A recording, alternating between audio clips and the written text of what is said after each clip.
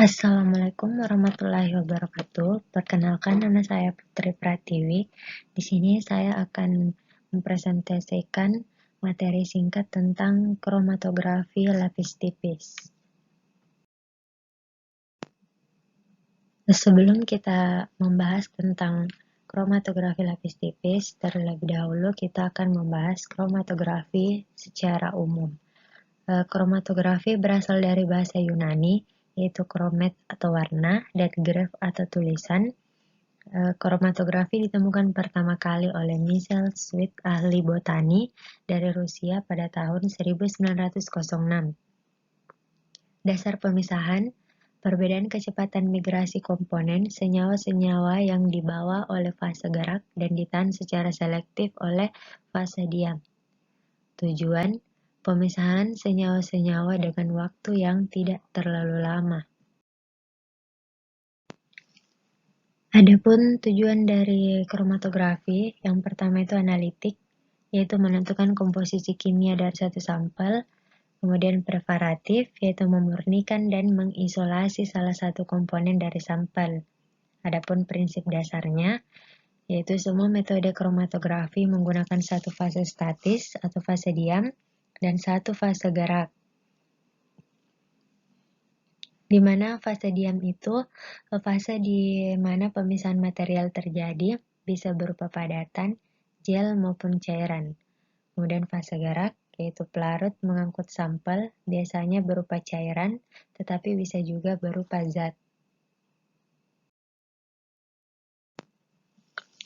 Kemudian adapun keuntungan dari kromatografi, yaitu memisahkan sampel yang sangat kecil atau semi-mikro atau mikro, memisahkan molekul-molekul besar seperti polimer, kemudian memisahkan senyawa-senyawa organik multikomponen atau kompleks, kemudian waktu lebih singkat, relatif murah dan sederhana, dapat memisahkan senyawa-senyawa yang tidak stabil.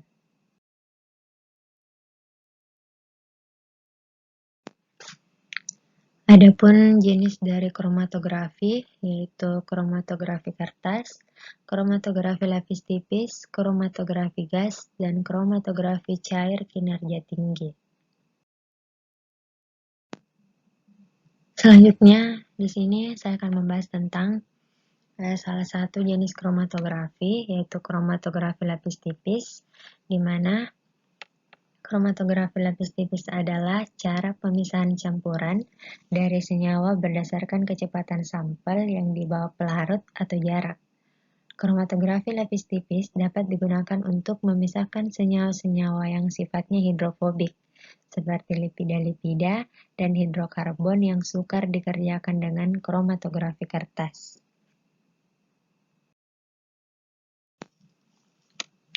Selanjutnya ada prinsip dari kromatografi lapis tipis, di mana menggunakan sebuah lapis tipis silika atau alumina yang seragam pada sebuah lempeng gelas atau logam atau plastik keras.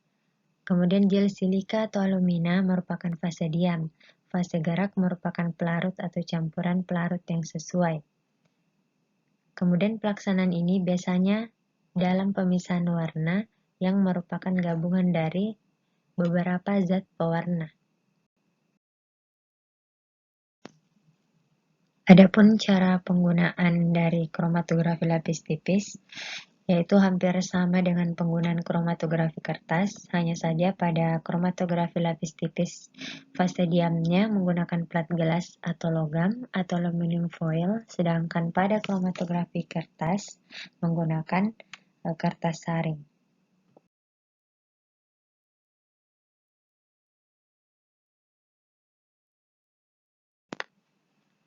Jadi seperti ini gambaran dari kromatografi lapis tipis.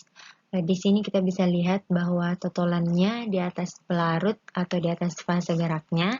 Lalu jika sudah terjadi pengembangan atau elusi, pada saat chambernya sudah ditutup, maka yang naik itu adalah uap dari fase geraknya. Dan dia akan membawa sampel atau senyawanya berdasarkan polaritasnya. Kalau sudah sampai batas atas, kita bisa ambil dan kita amati senyawanya. Bisa dilihat di gambar yang paling terakhir itu sudah diambil dan bisa diamati berdasarkan senyawanya atau berdasarkan polaritasnya. Itulah tadi presentase singkat materi tentang kromatografi lapis tipis dari saya. Semoga bermanfaat. Kurang lebihnya mohon dimaafkan. Assalamualaikum warahmatullahi wabarakatuh.